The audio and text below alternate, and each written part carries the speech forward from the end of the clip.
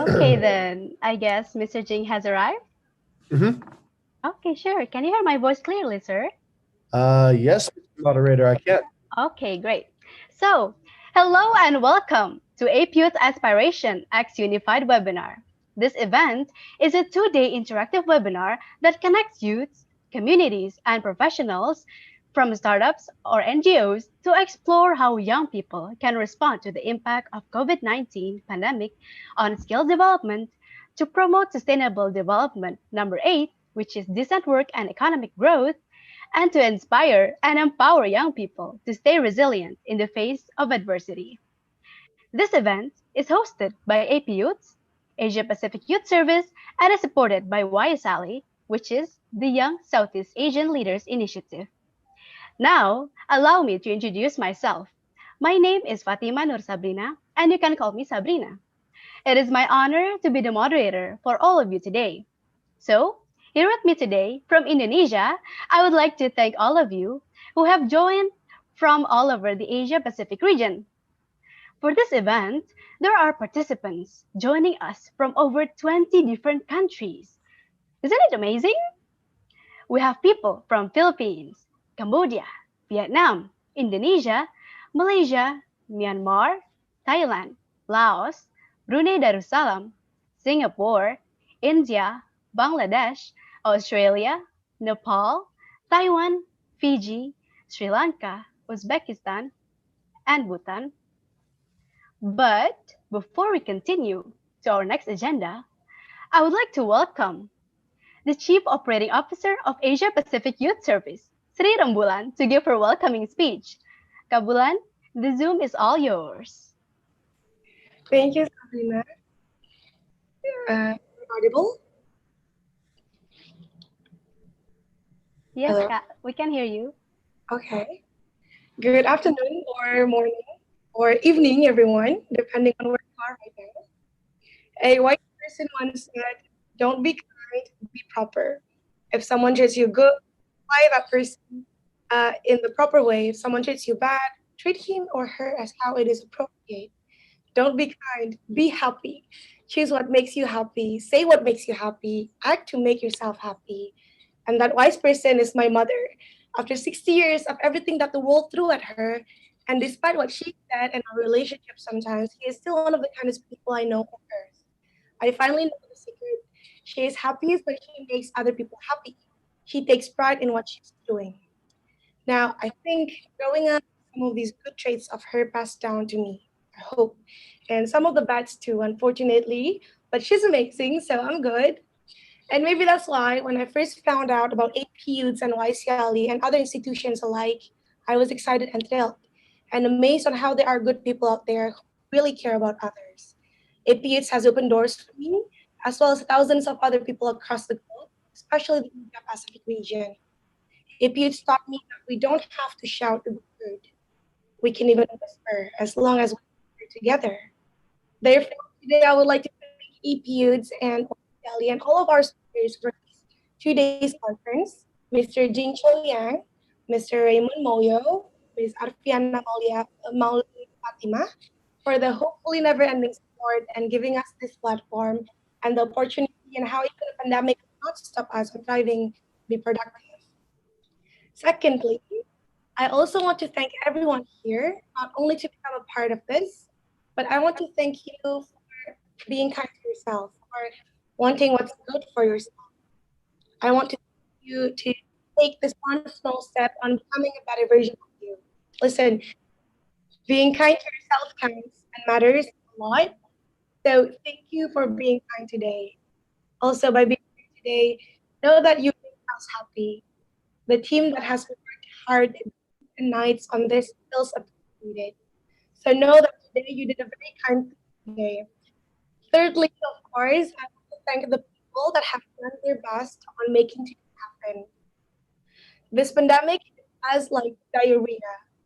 We didn't know what's coming, but then we know things. I never had any serious case of it, but it might be true.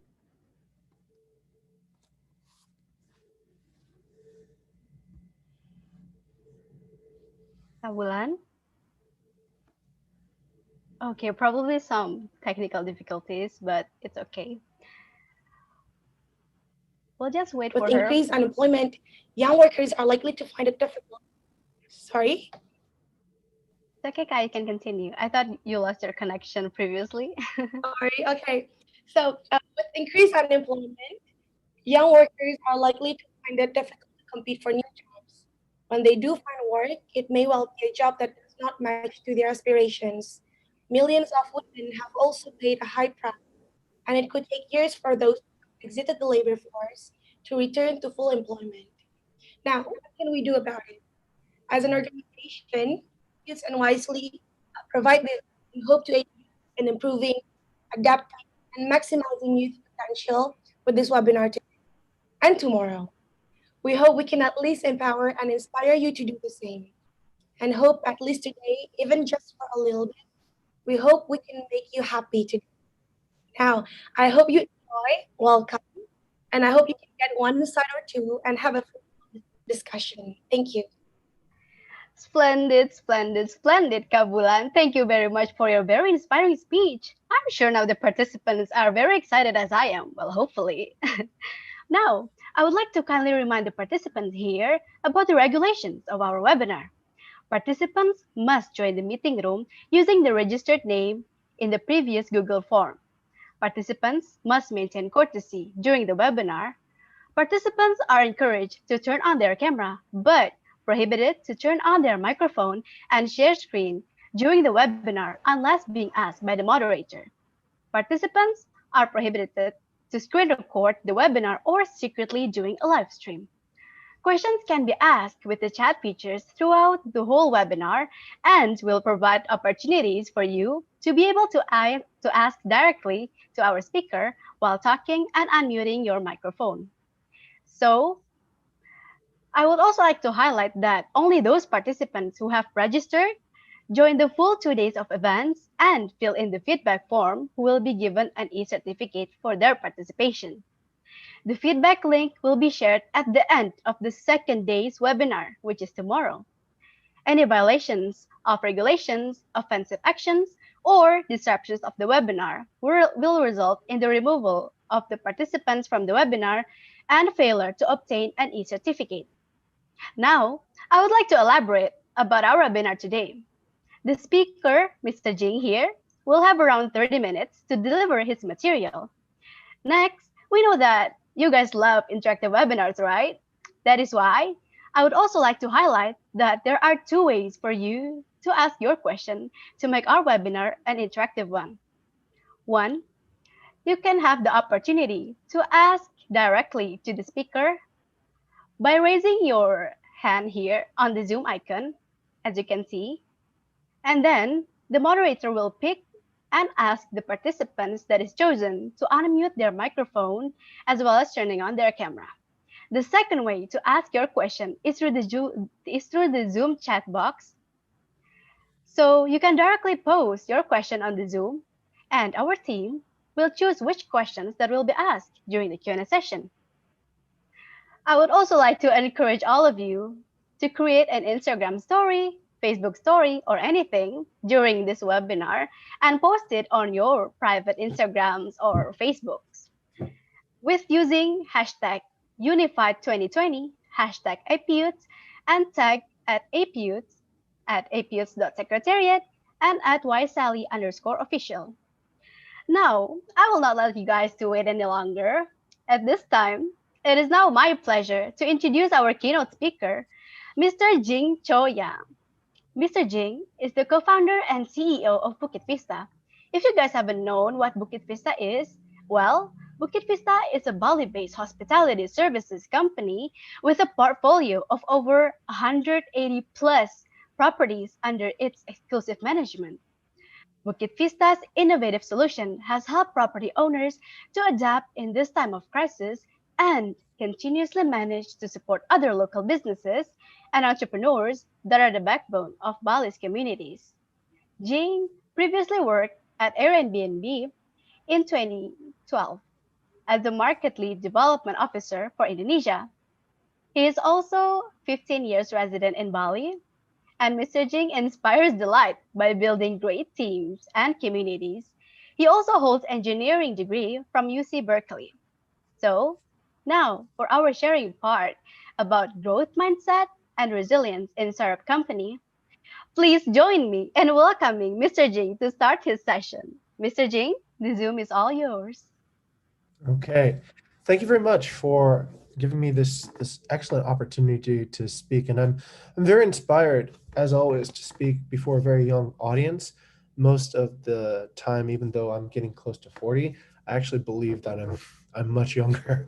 But my team is also around, I think, the age of most of the participants here. And I would like to bring everybody through on a journey of explaining a little bit more of what I do. So without any further delay, I'd like to share my screen, and let's see if I can get this to work. Okay. I've just gotten a new computer, so let's see if this actually works. Okay. Give me a second here. Oh, I need to adjust some privacy. Okay, wait, give me a second.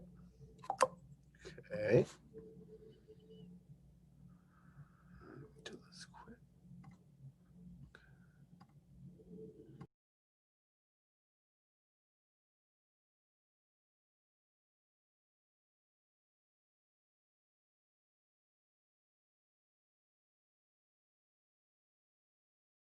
Mr. Jing?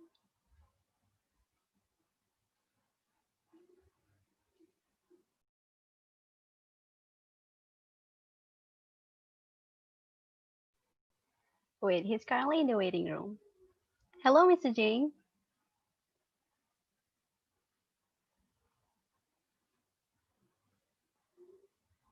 Okay, let's just give him a couple of minutes to adjust. Hi, this is moderator. I'm going to share my screen. Oh, got it. So give me a second here. And I think, okay, let's see. Can everyone see my screen now? Yes, sir. Okay, perfect. All right. Go ahead. So I'm delighted to have this opportunity to speak with Asia Pacific Youth Service today. And currently I'm actually in the US. I'm on a trip sort of to look for some schooling for my daughter. And I'm also going to kind of like talk a little bit about my background here. So what I'd like to do with the time that I've been given is to inspire. And that was a beautiful word that I heard the moderator use just earlier. I want to inspire students to innovate during a crisis. I want to inspire as students to perhaps intern at BUKIT Vista. And I want you to inspire. I thought this was actually going to be a talk within Indonesia, but wherever you are across the world, I want to inspire you to be active in the future of innovation for whichever country that you belong to. I think this, if I can do this, then hopefully I can be successful during this webinar. Okay, the format of it is very simple. I'll go through some introductions, and then I'll show you what our unique approach towards hospitality innovation looks like.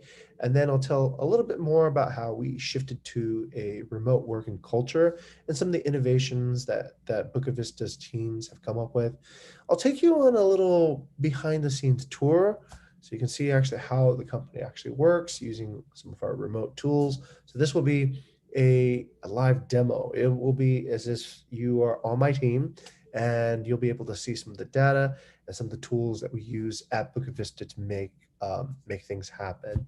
And at the very end, I'll ask you guys to take a survey and hopefully give me some feedback on what I can do better for the next time I give a talk. Okay, so basically that's the format.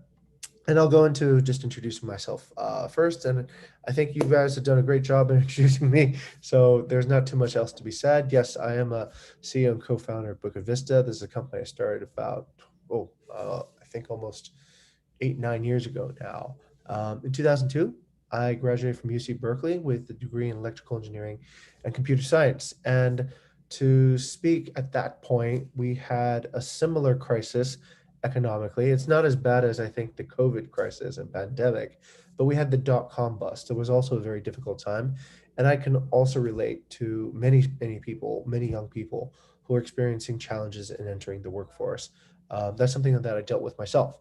So previously I worked at Airbnb and also at a hotel resort chain called Aman that was founded in Indonesia and has locations all over the world. And as a fun fact, I was actually an extra in a Bollywood movie. So here's a scene in a famous Bollywood movie. It's called Doom 2. There's Hrithik Roshan and Aishwarya Rai. And if you can look for me, I'm this silly guy in the back wearing the red shorts and dancing in this scene. So that's a little bit of a fun fact. I happened to be in Brazil at the time, so it was a happenstance coincidence that I happened to show up in a movie. Okay, a little bit about what BUKIT Vista does. So we are a very mission-driven company. So what's our mission? We want to inspire delight. How we want to inspire delight through hospitality innovations. And how we're going to do that? We want those hospitality innovations to positively transform guests, partners, and employees. And part of the reason that I'm here today, and as a result of that mission, I'm here to hopefully inspire you. I hope that some of the things I will talk about will positively transform you. I hope these will be seen as being innovations. So this is very much the core of why we exist as a company. And I think every person who works at BUKIT Vista now and forever really celebrates this as the primary reason for them to be there. Okay, so as we spoke of earlier, we manage a few hundred properties, and this is what it actually looks like when you become a guest at BUKIT Vista. So we have beautiful cliffront properties all over Bali and in other parts of Indonesia as well. So these can range from bamboo houses that are in APYouthS near Ubud. They can be on the cliff over here in Bingen. We have tree houses. We have beautiful private villas with their own private pools in Ubud, and we have large properties that can hold 10, 15, 30 people. And we have properties that resemble farmhouses that have been converted more for hospitality uses. So this is a selection of our portfolio. So what is it that we exactly do? And I think the best way to understand it is if I tell you a story of how we actually do this thing of improving our community. So let's just go with an example. This here is Pat Yudi. Pat Yudi owns a villa called Villa Despacito. He gave it the name. He was a fan of the song. So that's his villa. And he worked in the oil and gas industry and he built his new villa. It took him about 2 years, about 24 months to complete this property. And it's an investment for him. The property is finished now and he wants to open it up for guests and he wants to start making rentals. But he's got a problem. And so, what exactly is that problem? His problem is that he can open Google Maps and he'll see that around him there are hundreds of other villas. There are a lot of very close. And he might not have any experience with managing a property. Payudi doesn't have a team, and he has really no budget anymore to go and hire and spend more time on thinking about how to look after his new property. So this is our solution. We come in to help manage for Pot UD. So he hires BUKIT Vista. We push his villa to the top of results so that a wider audience is likely to book his property. So this is great for his marketing and he's happy with that because he gets a steady stream of revenue. And we get our smart team of experts to come in to really think about solutions of how we can maintain this really good positioning and increase the guest satisfaction and just make sure that Pot UD really just needs to sit back and watch his investment grow. He gets to rent the BUKIT Vista team for free. He doesn't have any fixed costs. He doesn't have to pay for a villa manager or for any marketing managers. He essentially rents our team. He only pays a commission when there's actually a sale. So this is a pretty risk-free type of partnership. Pot UD tends to be pretty happy with this. So as a result, what we do, our innovative approach to hospitality is this simple concept, is management as a service. Most of the time, management is not as a service, it is a fixed cost. So this is the type of management that a villa or a property owner pays for only when they see results. So the end, as a result, then benefit is an owner does not need to hire their own team. We keep a team of marketing, hospitality, finance, revenue management, data science, personnel to continuously innovate on the services so that APYouthS property will always do better than a non-BUKIT VISTA property.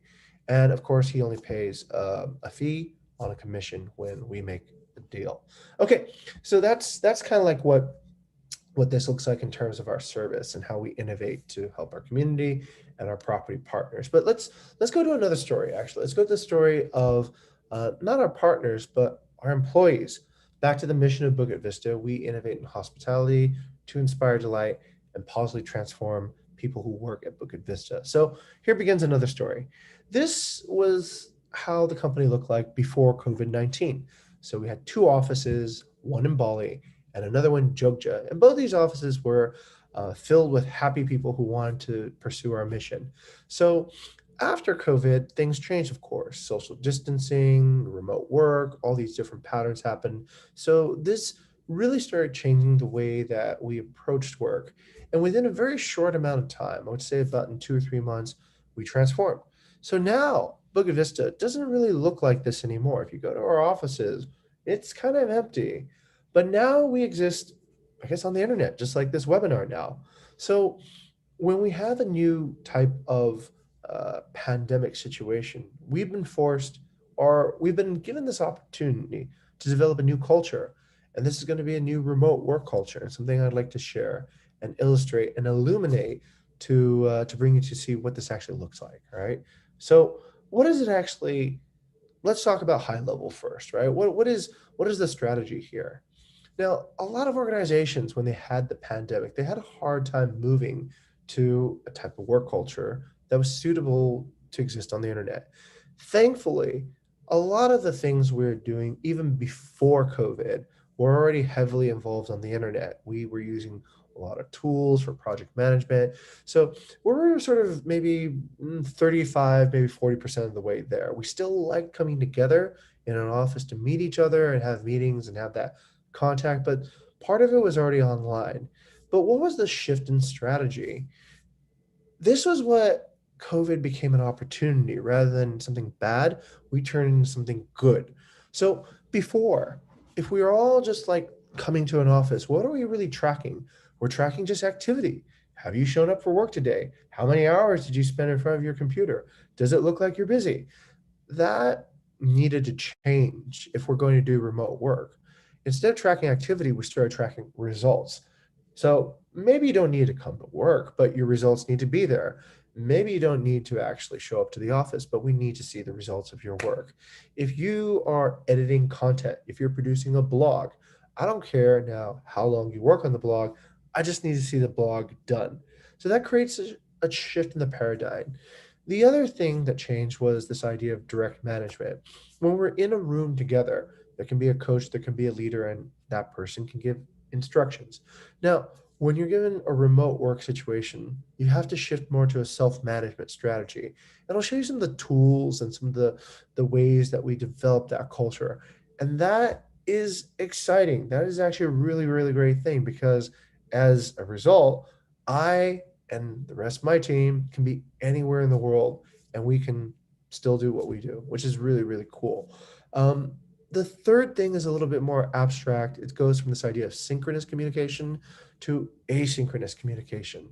Synchronous communication is a situation like what we're doing right now. I'm communicating, you guys are listening, we're all here at the same time. Asynchronous is more, I communicate, but maybe you read it or you understand it at a different time. What do we mean by that? I'm sure everybody uses instant messaging or email. These are asynchronous communication sources. So as you're moving to remote work, because people are in different time zones and they have different schedules, it is really important to get your asynchronous communication down correctly. Okay, so that's strategy. And strategy is abstract. Let me make it more simple. Let me inspire by clarifying what we mean by this. So the next thing is, what are we actually doing now? What is the day-to-day? Well, when we talk about remote work, when we talk about changing and pivoting during COVID as a result, the first thing we need to think about is, what is our culture? What is our ritual? If we don't have a good culture, if we don't have meaningful rituals, it is really hard to feel like you're actually part of an organization. So as a result, we use a tool such as We use basically video conferencing tools, whereby Zoom, Google Meet, and this creates a sense of culture. We have regular times when we meet, if nothing else, just to give a report on how we're doing, to see the other person, just know that they kind of exist, right? And what this creates is this creates a narrative now. Everyone belongs to the same story, they belong to the same mission. And so, even though we're not in the same room, the narrative is strong. We still feel like we belong to the same company. We share our screens so we can see what each person is doing.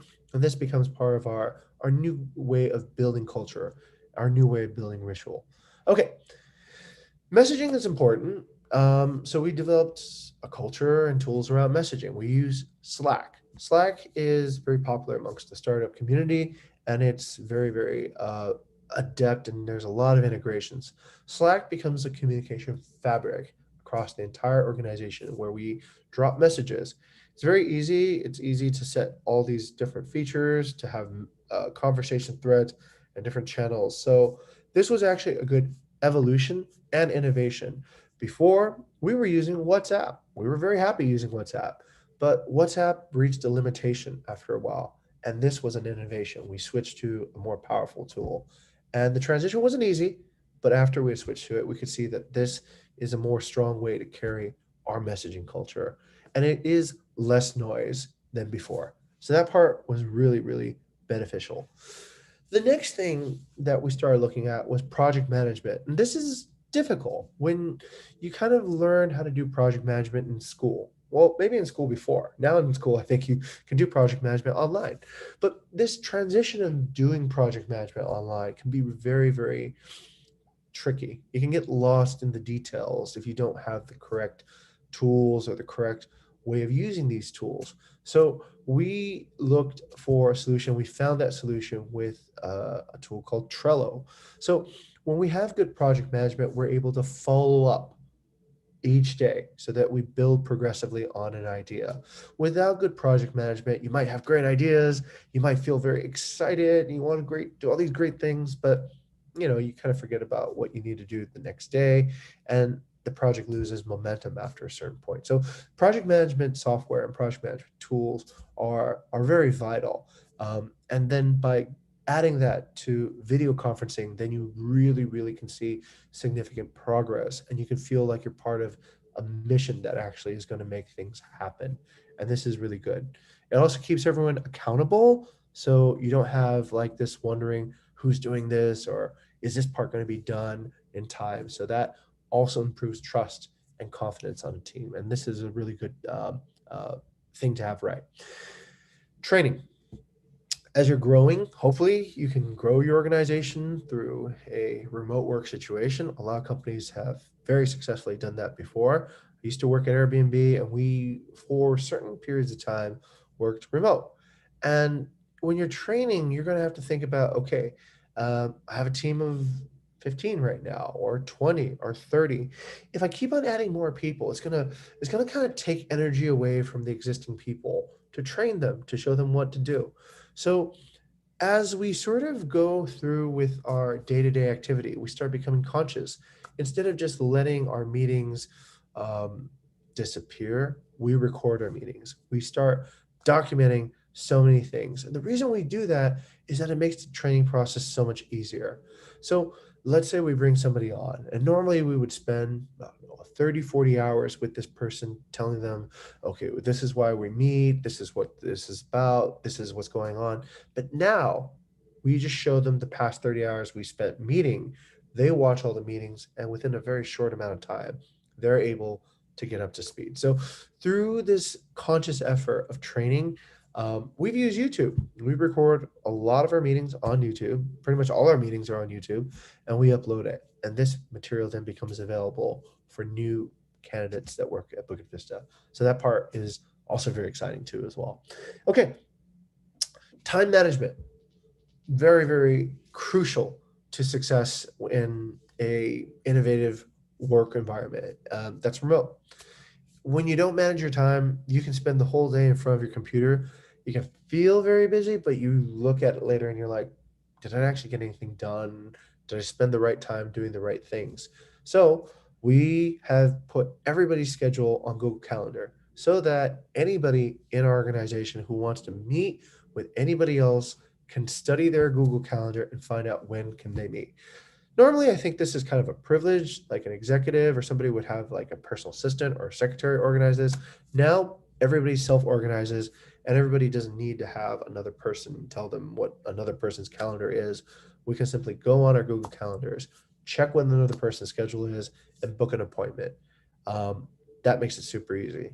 If we're trying to meet a person outside of our organization to meet, to talk, we use a tool called Calendly, which recently became a billion-dollar company.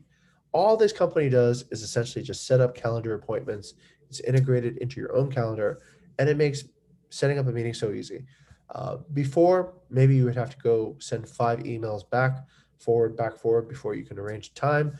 Now, send a calendar link and 2 clicks, and it's done. So this way of organizing our time and respecting time management has also become a very, very great tool. So all new innovations that we stumbled upon as we're in this process of adapting and getting better with learning how to manage COVID. Okay, the next thing I'd like to show you is something that I get very excited about. I'm going to show you what the behind the scenes part looks at BUKIT Vista. So this isn't a presentation. This is just sort of like my screen, the way that I would normally go about my workday.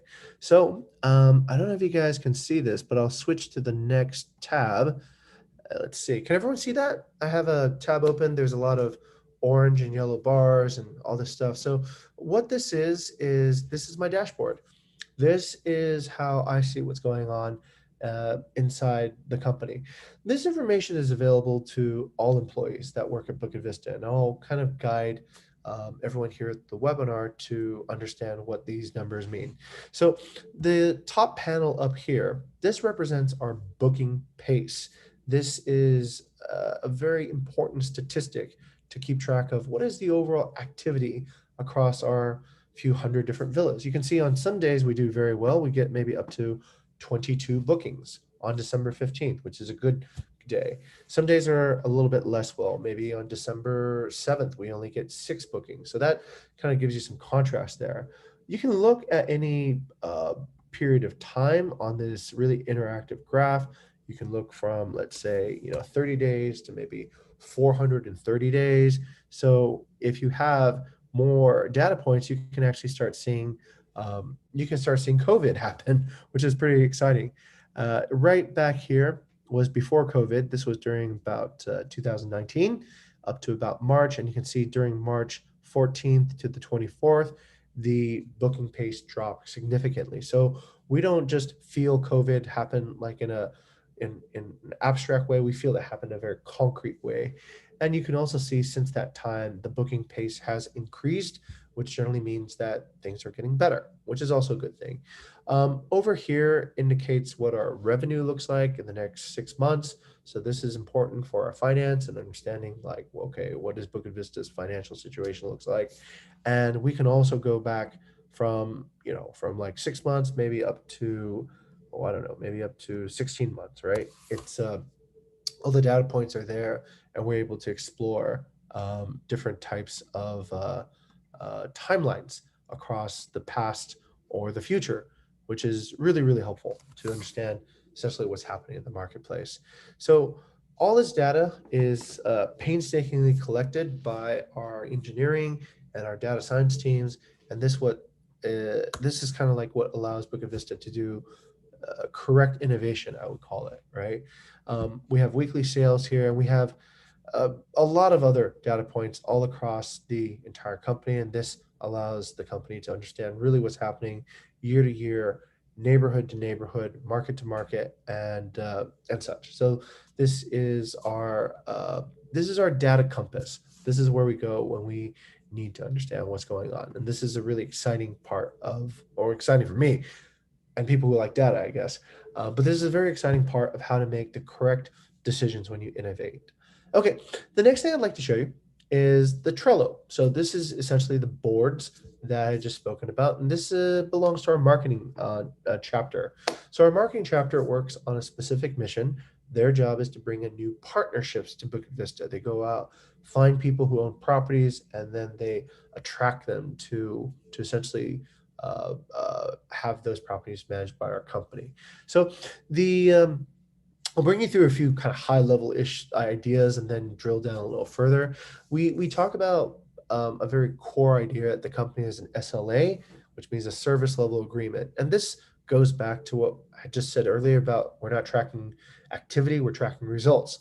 So since we're a hospitality service provider, we think of everything as a service. And since we think of things as a service, there is a certain minimum service quality associated with our work. So, for example, in marketing, there is essentially 4 phases that the marketing team goes through in order to bring a new partner into our BUKIT VISTA community. The very first phase is brand awareness. So that's just getting people to kind of know about BUKIT VISTA. The second phase is to fill the inbox, which is now that people know about BUKIT VISTA, how do we get them to talk to us? How do we get them to send us inquiries? And then the next phase is how do we fill a meeting calendar? Now that they're talking with us, how do we get this potential partner to want to meet and go into further discussions and negotiations with us? And then the last phase is how do we turn these negotiations into contracts and deals? So these are all different services, and there's a particularly interesting service at each layer. And so we create SLAs. We ask, okay, what is the minimum number of brand awareness we need to do each week? What is the minimum number of messages that need to hit our inbox? What's the minimum number of meetings we have? What's the minimum number of contracts that we need to create? And so from that, we're able to create campaigns. So the campaign then tracks essentially what is the progression of the marketing activities within each particular campaign. So sometimes we will use things like phone and WhatsApp, and we'll just call and WhatsApp new people and ask them, hey, do you want to join BUKIT VISTA? This amount of data tells us, okay, are we making any progress? How much progress have we made from week to week to week? And this is what makes us able to use data to understand our decision points a little bit better and also understand our projects. So this is an example of a way that we use our project management tools to effectively understand and manage activity that happens within our marketing. So this is a little bit of something under the hood. The other things that we also have that might or might not be exciting can be, as I said, time management. So this is the Google Calendar that this is my own personal Google Calendar. Since I'm in the US right now, my calendar is sort of skewed. My Indonesia day begins at the evening and such. So anyways, but at the same time, I can see my calendar, but I can also see the calendar of anybody else on my team. I can start putting more people's calendars on the team, and I can start understanding how other people are planning their time. And I can also request times for meetings, request times to collaborate, and it becomes really simple to do that. So this is another tool that we use for calendar management, and this is a little look behind the scenes. The last tool that is really important for remote work is documentation. So without good documentation, you don't have good asynchronous communication. Without good asynchronous communication, you'll find you need to schedule a lot of time to explain things to people. So one of the tools that we use is we use Dropbox Paper. Dropbox Paper is pretty much like Google Docs. I like it more because it's easier to add photos and have a more rich narrative. And through this, we're able to create documents that explain pretty much everything that happens in the company. So any new person, any person who maybe missed a few weeks of work, maybe like myself, if I went out to travel, we're able to come back to this document and very quickly understand, okay, what has been happening? How has that progress meant to my own work and such? So this is our documentation layer across. And so that's a little bit of a behind the scenes look at how BUKIT VISTA actually goes about our day-to-day business. And I hope that's exciting. Okay, now that I've gone over that part, I'll go back to the presentation and finish with the time that I have. So these tools, once you have them, it's great. Okay, so what's the benefit? What can you do now once you have these? Once you have this new culture, once you have these tools, you can do really fun things. You can do Startup Masterclass. So this is a program whereby we realized we could start looking for mentors anywhere in the world. We could go out to San Francisco, New York, we could go to Europe, we can go anywhere where we found people who could inspire us, and we could approach them and say, hey, look, would you like to mentor us? Would you like to show us how you did something? Because now we have the same culture, because now we can do video chats, we can share screens, we can learn a lot. And the surprising thing is there are people that want to do this. And so we found that very delightful. This was something that extended our capability, and this was really cool. The other thing that we could do is we could host university webinars, such as what we're doing right now. We created an entire series that we called the BVE Talk. And through this series, we're able to find really, really interesting talent, and we're able to also spread message and inspire people. This is another beautiful and really cool program. We're able to create a product team from across the world. We have people from Hong Kong, from India, from Romania, now all working together on a particular project together because we have this new remote culture. And that is as exciting as anything else. And we do remote work internships before. In the past, all the interns would have to come to Bali or to Jogja and physically be there. But now you can kind of intern from home, which is pretty exciting, I think. It allows for a lot of flexibility. And the last thing is, if you like what you see, then I just want to say that we are actually open for remote internships. And we want you to join us and help us disrupt the hospitality industry, which we think has enormous potentials to be innovation on. So what does it actually look like? We're recruiting for roles across the entire spectrum of what we do. We're always hiring. We're always trying to jam and find new ways of learning how to lead interns, but also learning from interns at the same time. So we're looking for digital marketing interns, people who do content and analytics. We're looking for people who do customer service and do our reservations. We're looking for people to do marketing and do business development, human resources, finance administration, community management, UI, UX design, business, data scientist, internal tools, and software development. Every discipline that has potential impact in changing the world. And if you believe that you're talented in that and what I've said interests you, then please apply and let's see if this works out. So customer service, I just have a few here that I'll explain real quick. So customer service intern, what do you really do? So it's the heart and soul of our entire business. We're here to make guest trips magical. So interns working customer service will work with real guests from all over the world. You'll take reservations and bookings. You have the potential, if you so choose, to invent new processes. A lot of the ways that we evolved our services first came from an intern's idea.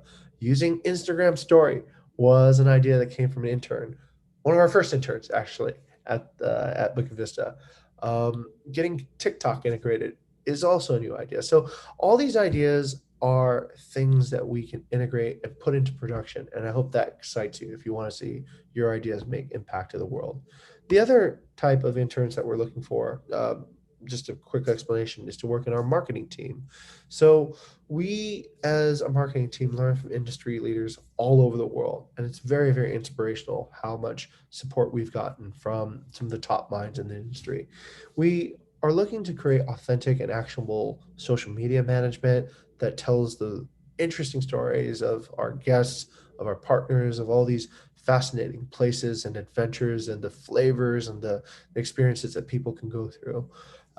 If you want to try out vlogging, or if you're already established and have some talent in that, copywriting, storytelling, these are all skills that are super, super valuable. You'll get to work with drones, gimbals, really cool computers, and this is a fun topic as well. Last is that I'll explain is our community management interns. We have very, very passionate people in our community management who get to work with property owners, and you get to see the impact of transforming community. You can start with a very empty place with maybe only 5 to 10 properties. And over the course of years, you'll see it grow to 50 to 100. And that part of being able to see the community grow, of seeing a whole business district develop because of your impact, that part I think is really, really exciting. So the interns I see that succeed in this particular role, they want to change the world. They want to see how their communities can positively transform. So that's pretty much it. And what I want to leave you all with right now is a survey. So I'll go ahead and send the link through the what do you call it, the Zoom, and please tell me how I did. Right? If you think I did terrible, and you wish you could get your half an hour back, let me know that too. If or if you think I did terrible, my name isn't Jing, it's Frederick. Uh, but if I did well, let me know too, or whatever it might be. Thank you for your time. I really appreciate this opportunity to engage and hopefully inspire. And yeah, that's pretty much it. Wow, Mr. Jing, I must say, you are very insightful, sir, in delivering your materials. I'm sure the participants here have learned a lot from you, sir. Thank you very much, Mr. Jing, for your amazing speech and your materials just now. So I think I see some raised hands here. Dea Salsabila, would you like to directly ask your question to Mr. Jing here? You may take your time now.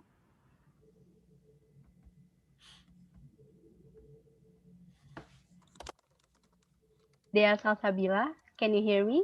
Okay, hello. Okay. Hello. Okay. Um, Thank you so much for the change and also inspiring presentation. Maybe I would like to ask Mr. Jinya, if you're facing unpredictable time like this, like pandemic or natural disaster that could affect your business, how you as CEO could save what you do before as fast as you can so your employee not worry because of certainty, and then do you will have some new strategy. Maybe I already heard about uh, new strategy shifting online, but I want to know is how you can make your employee feel better as a CEO. Thank you. Okay, that's a great question, Dea. Let me see. What's the best way to answer that? I think the Okay, this is an important equation that one of my mentors taught me a long time ago, and I share it with whoever really wants to listen. The equation is this: disappointment is equal to expectations minus reality. So disappointment is expectations minus reality. If I want to make someone feel comfortable, if I want to make someone feel delight, generally there's two ways I can approach it. One is I make the reality better, right? The other is I set the expectations lower, right? And either way, that will end up creating the correct effect. I think that's a very important thing to manage if you're a CEO or if you're a leader. So to make people feel more comfortable, to make people feel more ready for, let's say, uncertainty, the first thing I think you have to do, the most powerful thing you can do, is to create the right expectations. So, for example, when we were going into this COVID situation, we knew that it was going to be very unpredictable. So, we didn't pretend that we had everything under control. What we said is essentially, this is what I know, and this is all that I know at this point. I don't know anything you guys don't know. One of our core values is to be transparent. And I think what that creates, at the very least, is it creates a sense of trust, right? It's like, okay, there's not like this thing happening in the company that I'm not aware of, that maybe the executives know that I don't know, and maybe I should start making my new move soon. So I think one of the things that I try to do a lot is I try to be as transparent as I can. I try to say, hey, look, we have figured out that this is going to be the case and it's going to be bad. Do we know when things are going to get better? We do not. But what we will do is we will check every week, and we will see if things do get better, right? So that's what I did during the expectation part. That's how you can manage expectations. The worst thing you can do is to say everything's going to be okay, everything's going to be okay, but not really give any timeline, not really give any sort of plan. So I think the first part is get the expectations right. If things are not going to be good, then everybody should understand, okay, things are not going to be good, but we still want to pursue our mission, and we believe that things are going to get better, and we will check at a regular pace. So that's expectation. The second part is we're still a business at the end of the day. We're not wishing for things, right? So we need to look on the reality part too. What is it that we realistically can do? So a business needs to have cash flow. It needs to have a sustainable financial situation. So we looked at that and we just made a simple calculation. We said, this is how much money we have. This is how many months we think that the pandemic will be bad. And we just need to divide this, right? So we divided the total budget we had by the total number of months. And we said, okay, we just got to make this work. So then what we do is we say, all right, since we're a small company, we're like 20, 30 people. Why don't you guys create your own budgets? Why don't you guys set up what you believe that is fair for yourself and the rest of your team? You guys work on this together, right? And if you guys can agree and this all works out, then everybody I think has put in the correct expectations to create their own reality too as well. So to make people feel better, I generally I'm not in the I hate to say that I'm in the business of making people feel bad. It's a little bit tricky, right? Yes, hospitality, you're supposed to make people feel better, and that should be a core part. But there are times when things are just not gonna, there's no happy story there. And I think when you realize that as a more mature leader, to make people feel really comfortable, the best is just to share the facts. And as a leader, I think you need to have a plan. You can't be like, well, I don't know. So that part I guess comes down to courage. So that part is hard. That part is hard. That takes a bit of practice. The more times you practice, the easier it gets.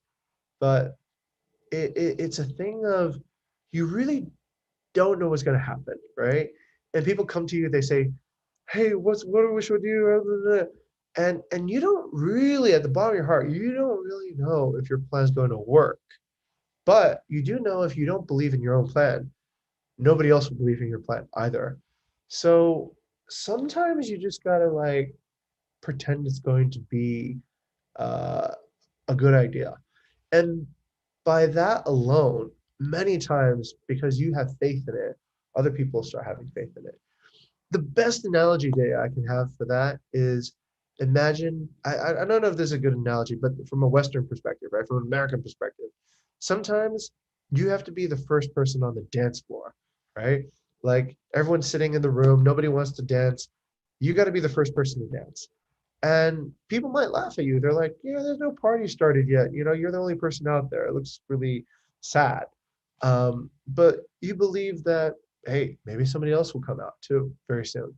And once the floor gets full and everyone's all there and everyone's celebrating, everyone's happy, nobody remembers really the beginning. How did it really get started, right? How did people feel comfortable? But it is, I think, important that if you're leading, you need to feel comfortable first. You need to feel very comfortable in many uncomfortable situations. And by, I think that then sets a pretty good example for other people to follow. Um, I hope that answers your question. Okay. Okay, very great, Mr. Jing. Okay, next we have another raised hand, Mr. Janarjan Upreti.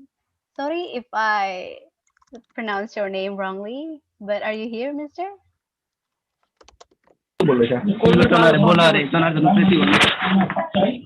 Hello. Hello, sir.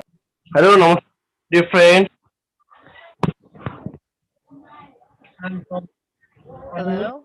You can directly ask your question, sir. Yeah, I'm very. I have many things about.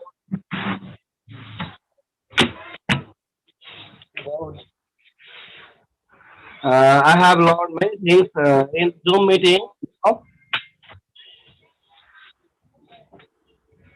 and very happy to involved in this program.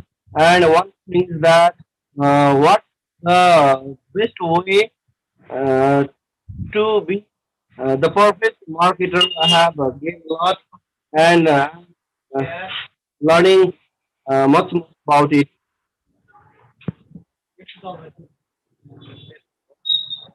I'm not sure I was able to hear that, Mr. Would you be able to repeat the question?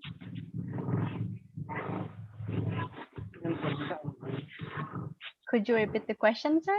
Or were you actually giving a testimonial and your opinions about what Mr. Jing have previously delivered?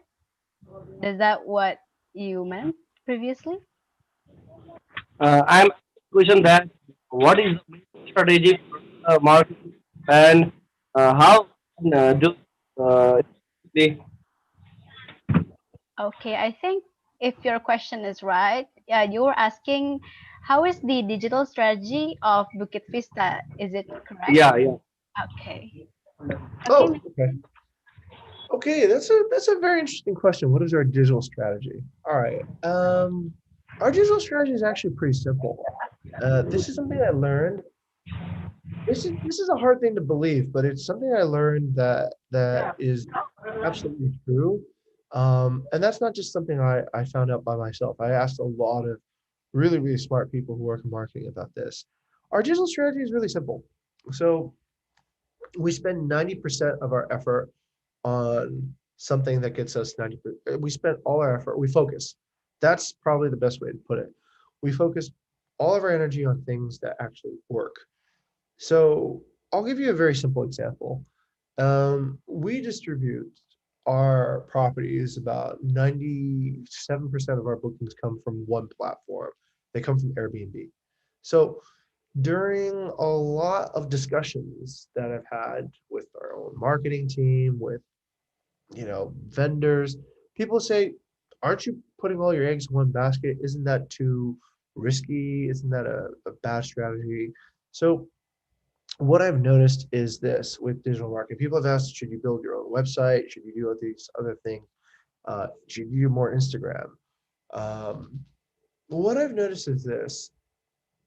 There is, on the internet, it tends to be very, very highly focused. There's one particular place everybody goes to get one particular need done.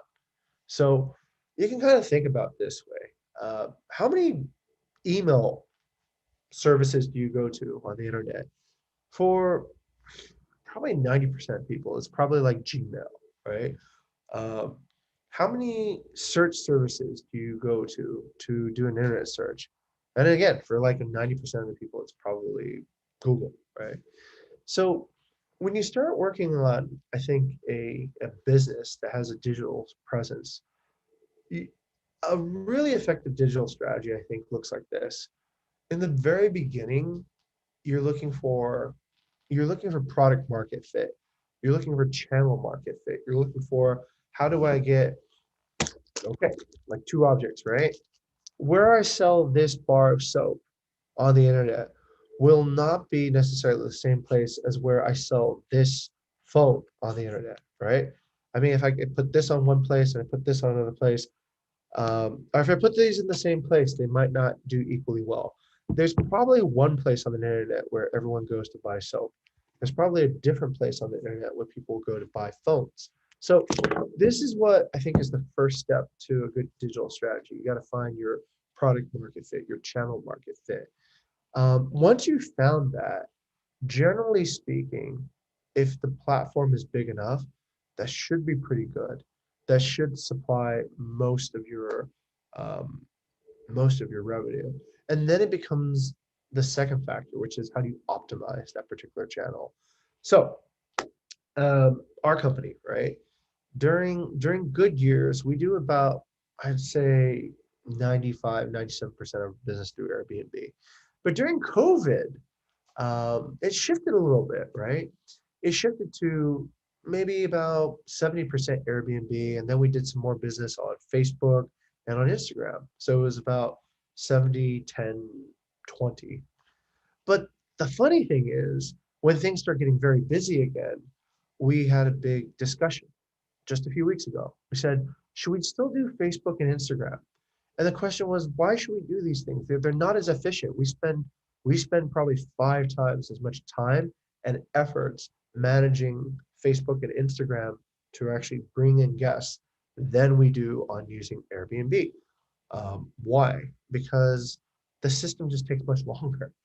And so when you're trying to scale, when you're trying to, let's say, grow the business, the digital strategy goes then back from diversification to going back to focus again.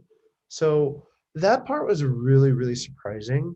And I found it very contrary to how new people start when they do digital marketing. They're like, I want to be great on this. I want to be great on this. I want to have Instagram and Facebook and email and SEO and search engine marketing. But in the end, you'll find that it's probably one or two things, one or two places where you have the best result. And it can be different for different audiences. Like, okay, BUKIT VISTA, right? Our best results for hiring employees tends to come from events like this, right? From webinars, from doing BVE talks, from university relations. These is where we seem to get the best selection of talent. So we focus on that. For getting guests, it's Airbnb. For finding new properties, surprisingly, it's still going out, patrolling a neighborhood and finding new properties being built, asking the owners, do they want to have us manage their properties? That seems to be still one of the most effective ways. So yeah, it really depends, I think, on what particular audience you are targeting for your digital strategy. And then once you reach that discovery, focus and optimize on that particular thing. That generally gets you better results than trying different channels again and again and again and again. So that's our digital marketing strategy, our digital strategy. Great, Mr. Jing. So, Mr. Janarjan, are you satisfied?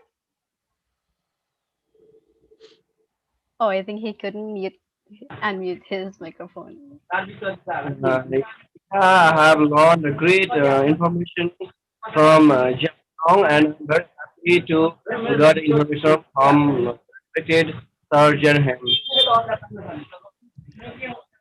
Okay, sir.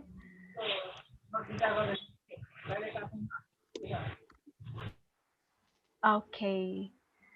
So, sir, I think I have a question for you.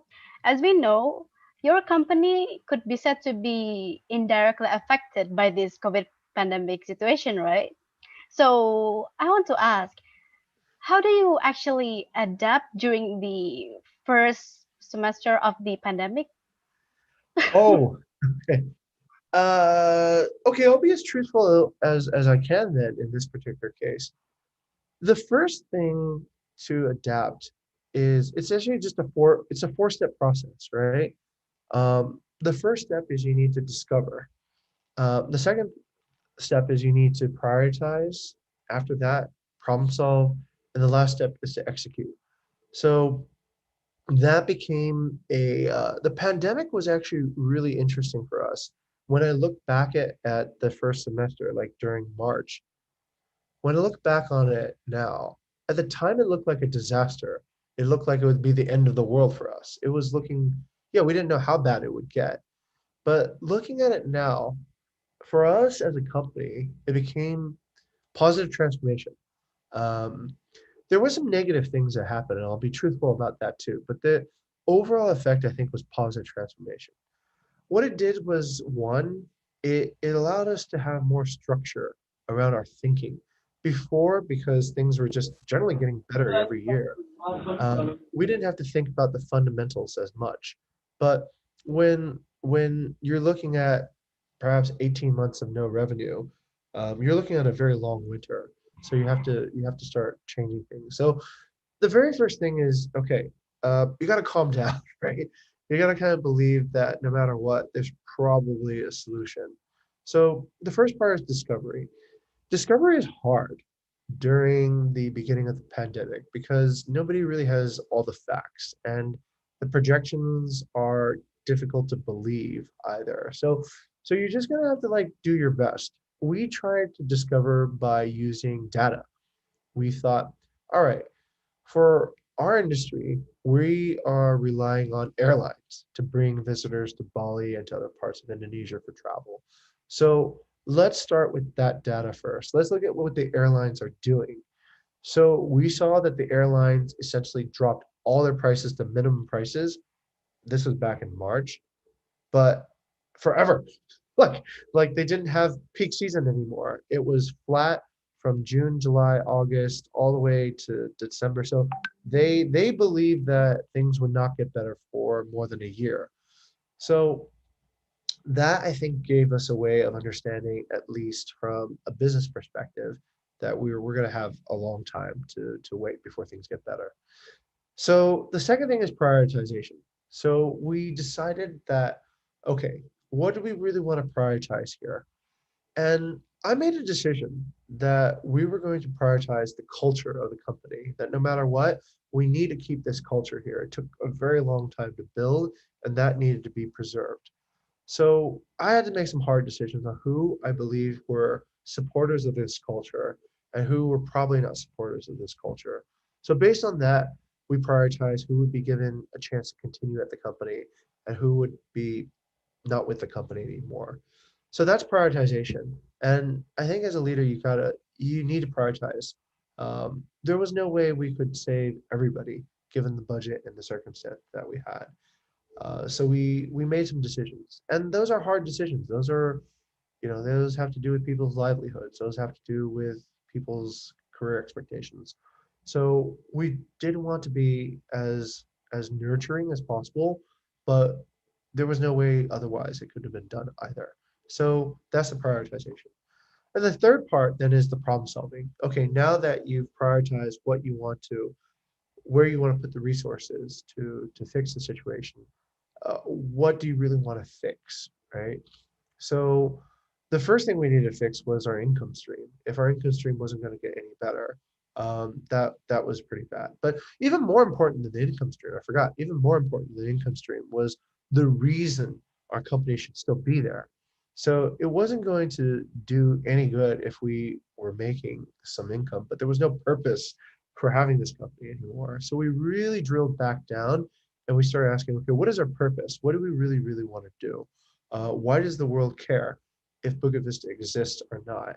So that led to a renaissance, actually. That led to, we really looked at our ideas before, and our mission before was we want to be the most innovative hospitality company in the world. But then we started asking ourselves why. Uh, why is that important? Why would that be good? And is that something that we even do? So then we refined that part. We really got to the core of what we did. So we redefined the vision and mission of the company to what it is now.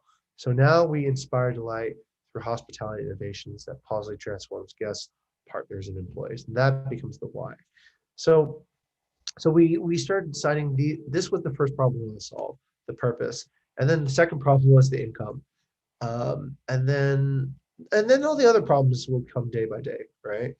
Um, we started innovating. We started finding like, oh, it's not actually as bad as getting no income. There is still some people coming to Bali. There are still some people who are booking long term. So this was, still able to get us through. So the last is execution, right? Once you have all these parts, you need to then delegate and make sure that the leaders on your organization have the correct resources, that they have the correct team members, they have the correct training to then and execute. And I think that's where the biggest transformations happen. So after this first COVID thing happened, we had to redefine our purpose, right? We had to prioritize our teams, who would be on the team, who would not be on the team, and we had to discover really quickly what the problem could be, because if we didn't act as quickly, I think it would have been more upsetting and it would have hurt the company more. So yeah, that's the best explanation I have for how we changed quickly during the onset of COVID. Wow, that's actually pretty elaborate, Mr. Jing. So I guess now we learn one of the strategies from Mr. Jing, starting from discovery, prioritize, problem solving, and the execution. Mhm. So guys, does any one of you want to ask to Mr. Jing here while we have the opportunities? You guys can directly raise your hand or just type in the chat box here. Anyone want to take the opportunity? Maybe you guys are still shy. Uh, okay, hello, Mr. Jing. I'm Faras. Hey, Paras, how you doing? yeah, yeah, I'm Finally good. get to I'm see you. good. So yeah, I actually want to ask you a question. Maybe it's a bit of a following from Sabrina's question.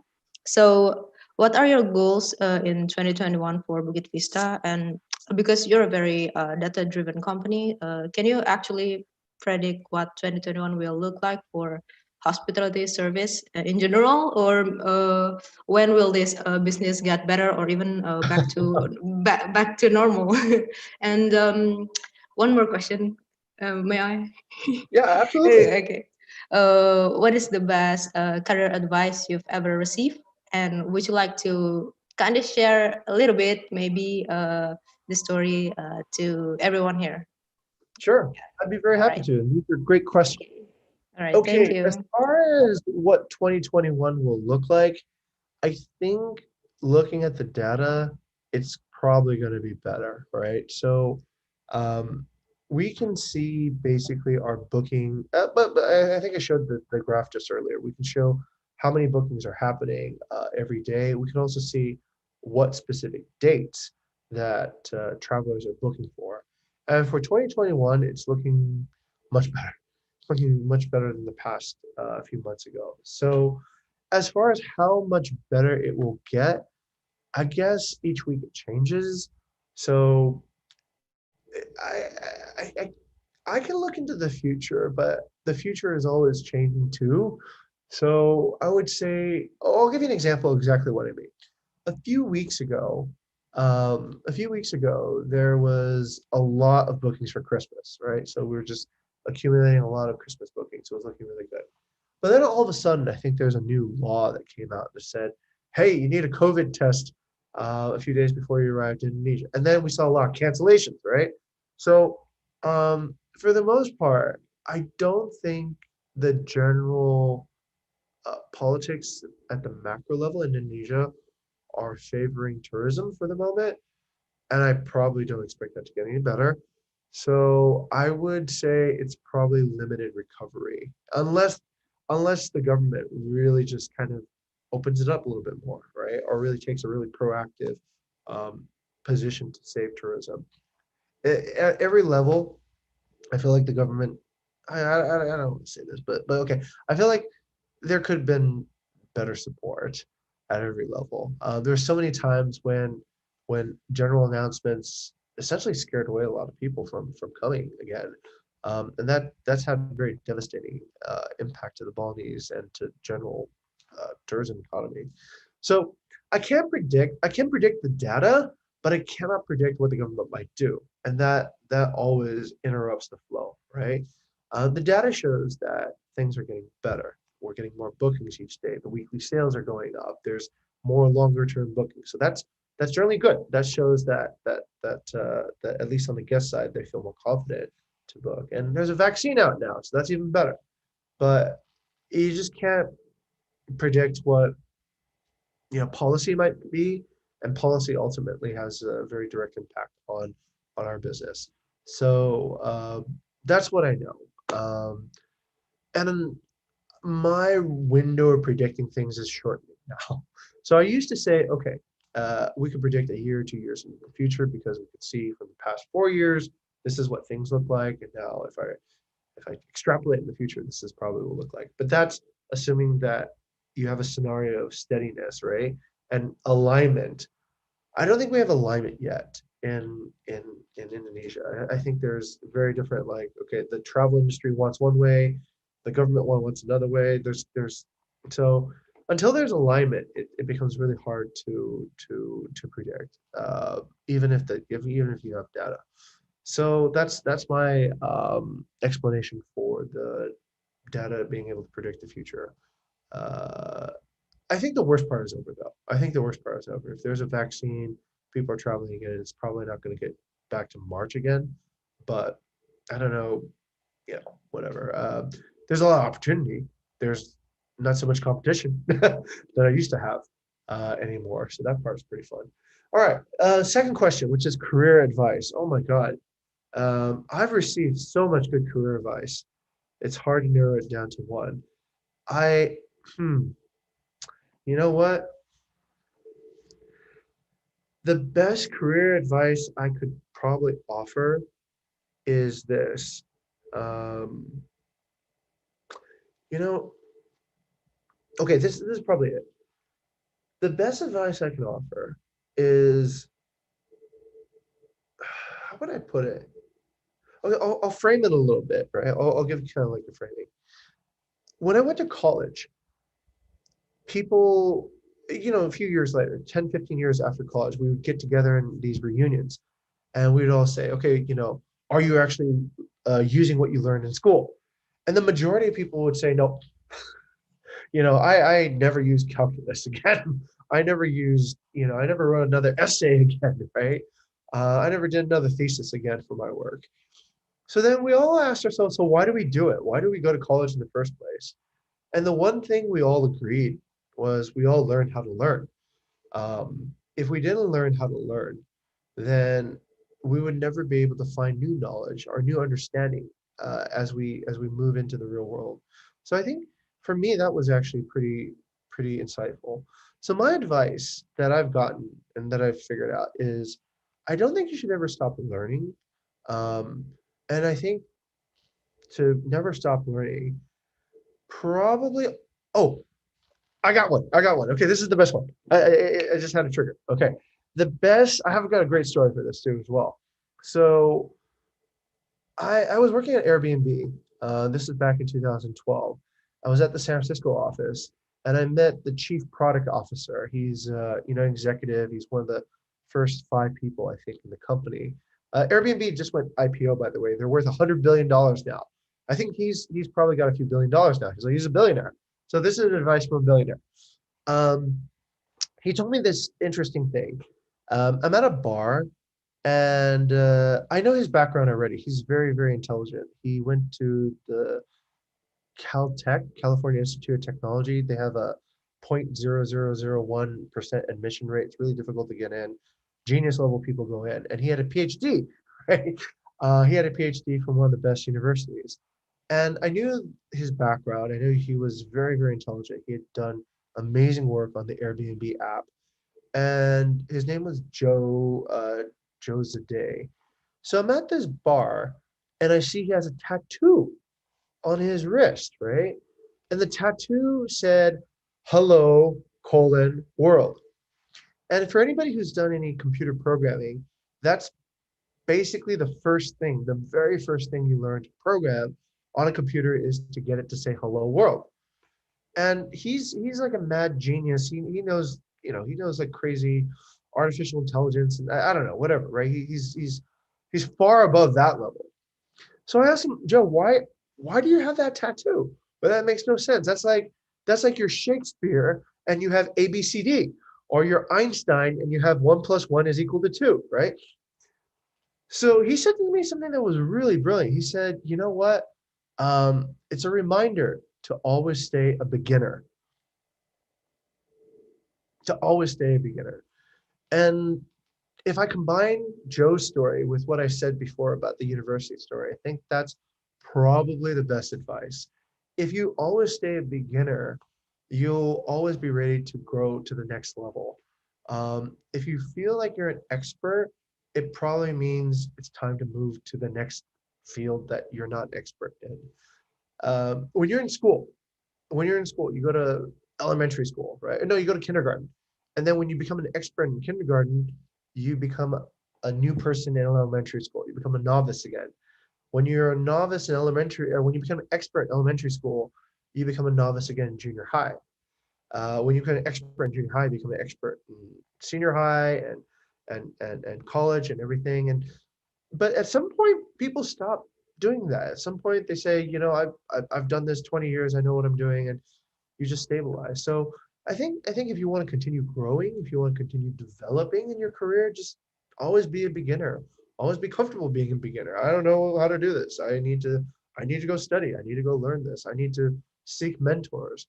And I think if you have that approach, you'll probably keep on growing forever. And that will be really, really good. So that's the best advice I have. Always stay a beginner. Excellent, Mr. Thank you so much. Great, Really Mr. insightful. Jing. So what you were saying is that the time when we start thinking that we know everything will be the end of everything is actually right. Probably. I mean, if you're working in an innovative field, when you know Mm-hmm. everything, you're probably at the end of that journey. So then it's time to really begin the next journey. Nobody really could know everything. If you feel like you know everything, it probably just means your glass is full, and you need a bigger glass now to hold your understanding and your wisdom. But to not change your glass, I think that is ultimately where you can get stuck and find no more way to grow. So yeah, that's how I would put it. Yeah. Awesome insight, Mr. Jing. So I think this will be our last question. Is Sylvia Meliana here?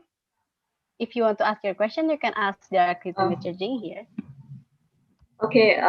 Thank you for the opportunity. I'm Sophia, and I think I'm very interested in the internship program of BUKIT VISTA, but I'm still a student and I have limited time as the holiday session is pretty short. So can I still join the program, or uh, the study term will be a problem or something? Thank you. Okay, that's a fabulous question. There's two answers for that, right? Actually, I'll just give you one answer. I'll give you the best answer. So, it, remember what I said earlier about we don't measure activity, we measure results. And the way I see it is this: there's there's a certain expectation of what kind of results you need to bring in as an intern, right? Just like every job, my job, people expect me to bring certain results. They expect I'll transform them, I'll develop them, right? So I think the best way to answer that question is working at Book of Business is a real life simulation, right? So if you feel like you can get the results yet not have it interfere with your school life, then I think it could be a good challenge, right? If you don't feel like that's within your capacity, then it's still your own choice, right? We'll look at you. We'll try to select people who we believe do have that capacity. Um, but the way I see it is this, right? At some point in your life, you're probably going to be juggling a few things. You're probably going to be trying to balance your family life with your friends, with your work, with your studies, even. So it might be a good opportunity to practice it if you want that. Like one of our actually two of the people on our teams that work in hospitality, they still go to school, right? And they do really well at work too. And the reason I think they're capable of doing that is because they have they've learned time management, right? They've learned that okay, I have certain expectations that need to be done at this time, and I can get them done, and I can still get the other things done too. I think that's a very valuable skill. So if you can manage your time well, you can you can do a lot of things actually. Um, the other the other part of that is also your capacity. So if you really want to push your capacity and test yourself, this is a good place to try.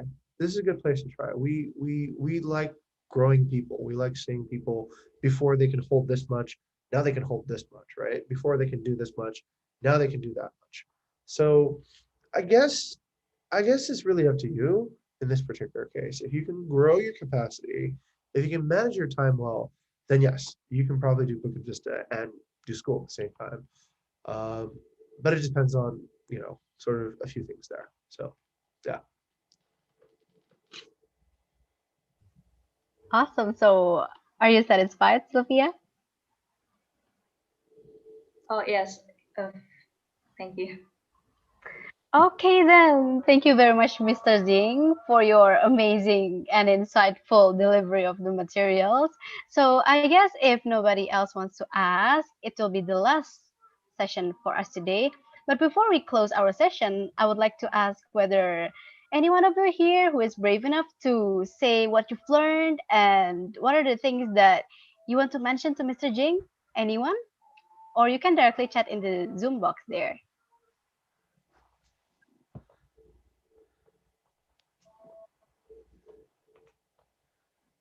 Oh, from Faras here. Thank you, Faras. Okay. We also have from Andy here. Having competition is natural in the business industry. So he wants to know, how do your company is keeping up against his competitors, knowing that there is a global pandemic that is happening right now? Did it give him an advantage against other companies or not? Maybe you would want to answer that, Mr. Jing? Absolutely. I think that's a great question, Andy. Um, one of the things I see oftentimes that how would I put it? It can get very distracting. Is is maybe focusing too much on your competitor, right? I know that sounds kind of weird, but think of it this way, right? Um, let's do a playful example, okay? Let's say you, Andy, you want to date somebody, right? You want to date this person, and you always kind of look at the other suitor who also wants to date the same person, and you're thinking, oh, this person's my competitor, this person's my competitor. You know, I need to think of ways to make it more difficult for this competitor to access this person that I want to date. But what you should be doing is you should try to get more dates with the person that you try to be dating, not necessarily think about your competitor all the time. So I'll put it this way. Let's say, yes, certainly we have competitors, right? There's other people who can manage property. There's other people who can provide maybe similar services to what we do. But what I've realized works really, really well is if you focus on your clients, if you focus and you obsess about your clients, you really just stick to them like glue, um, that's generally a better strategy than to think about what your competitors are doing. The reason why is you already have a relationship with your clients, right? And if your relationship with your clients is not good, that's how a competitor can come in and take that away from you. But if your relationship with your clients is very, very good, then it's much, much harder. The switching cost is high. And you also kind of have to understand, like, our business is a little bit unique. We get a unique opportunity to build long-term relationships with a lot of the partners that we have. This isn't like it's not like buying a bar of soap. It's just like I don't really have any relationship with the person who sells me the soap. I just need somebody to sell me soap for a certain price, and that's it. That's generally not that way it works for our particular business. We have a more long-term approach to this. So I would say competition is important to remember. It is out there, but the fundamental focus should always be on the guest, always on your customer. If you're focused and obsessed with your customer, there's almost no space for your competitors to take that. Your competitors will be defeated by your customers because your customers will tell their friends, they'll tell their networks that you're better than your competitor. That I think is pretty important. What you can learn from your competitors is I think it's an old saying: keep your friends close, keep your enemies close, keep your friends close, but your enemies closer, right? So by watching your competitors, you can sometimes realize something's changed, right? If your competitors are all of a sudden, let's say, moving away from a certain particular place that you used to compete on, that might be a good signal. That might tell you something, right? It might tell you that, hey, look, either they've given up or they've realized something is wrong there. So I wouldn't get too I would obsess over okay. I would obsess over clients and maybe just watch occasionally what competitors are doing, right? Um, that is generally, at least on the internet, a better strategy than always watching what your competitors are doing. So I think that's my best explanation for that, and it's how we got to where we got. So sometimes you don't even need a competitor to fail. Sometimes if you're just not watching your clients closely enough, you can lose them to themselves. They'll decide, hey, look, I'll just manage my own property anymore. I don't need you. It's not like I'm going to give it to somebody else. I'll just take care of it myself. So in that particular case, who was your competitor? It was your client themselves, right? So if you're not watching your clients, if you're not making sure that they're happy, then ultimately, it's not going to work. You might not even need a competitor to fail. You can just self-destruct by yourself. So yeah, that's something I learned the hard way. So I'm sharing that with you. Okay, great, Mr. Jing. So I guess that will be the last question to ask for today's webinar. And now I would like to give the opportunity to Dea Salsabila to tell her thoughts and any feedback that you want to share to us. So Dea Salsabila, are you here? Yeah, hi. Hello. I just want to say that I really appreciate this event, and also I learned a lot from Mr. Chang, like starting from how to handle the business, and then how when everything is changed, and then the strategies that we can use when there's a change like unpredictable time. And then I also learned that we need to always learn to always have a growth mindset that could bring us to be more better every day. And then I just learned from the best uh, advice that Mr. James say, that we need to be always beginner. Yeah, pretty. That's I want to say. Thank you so much. Thank Thank you, you, Dan. thank you. Very awesome. Okay, so, well, ladies and gentlemen from all over Asia Pacific region, that actually wraps up our webinar for today. And on behalf of Asia Pacific Youth Service, I would like to thank the keynote speaker here, the awesome Mr. Jing, as well as the fellow Asia Pacific who have joined with us today. And before leaving, guys, please all of you kindly turn on your cameras so we can have a brief photo session now.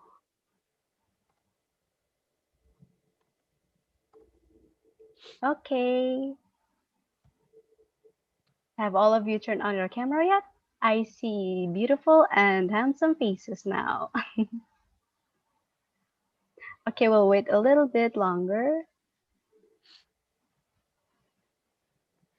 Okay, so let's just take a picture now. On a count of 3. 1, 2, 3. So this will be the first slide. Okay, the next slide. 1, 2, 3. Okay, now the third slide. 1, 2, 3. The next slide. 1, 2, 3. And the last slide. 1, 2, 3. Okay, guys, thank you very much for the photo session. And don't forget, we have the second day tomorrow, which is the session with the NGO. So don't forget to come to get your certificates. Thank you very much, everyone, and I hope you all have a pleasant day. And thank you for Mr. Jing. Okay, see you all Thank you, Mrs. tomorrow. Moderator. Have a good day, everyone. Thank you. Thanks, Mr. Jing. Thank Thank you. you. Thanks, Mr. Good J. night. Thank Thank you, you, Mr. everyone. J.